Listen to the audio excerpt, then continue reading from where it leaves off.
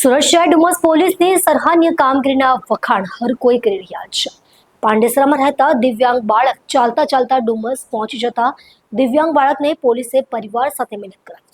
ડુમસ વિસ્તારમાં એક સુંદર માનવતા દર્શાવતી ઘટના સામે આવી છે. પાંડેસરા વિસ્તારના વિષ્ણુનગરમાં રહેતો એક દિવ્યાંગ બાળક કોઈ રીતે ચાલતો ડુમસ સુધી પહોંચી ગયો હતો. ત્યારે ડુમસ પોલીસની તકેદારી અને સતર્કતાને કારણે એ બાળકને સલામત રીતે તેના પરિવાર સાથે ફરી મિલન કરાવાયું છે. જ્યારે પોલીસને બાળક મળ્યો ત્યારે તેણે ધીરજપૂર્વક પૂછપરછ કરીને બાળક પાસેથી જરૂરી માહિતી મેળવી. આ માહિતીના આધારે બાળકના માતા પિતાની ઓળખ કરવામાં આવી અને તેમને શોધી કાઢવામાં આવ્યા. ચોંકાવનારી વાત એ હતી કે બાળકના માતા પિતા બંને પણ દિવ્યાંગ છે, છતાં પણ તેમણે બાળકીની પરવરિશ માટે પૂરતો પ્રયત્ન કર્યો છે.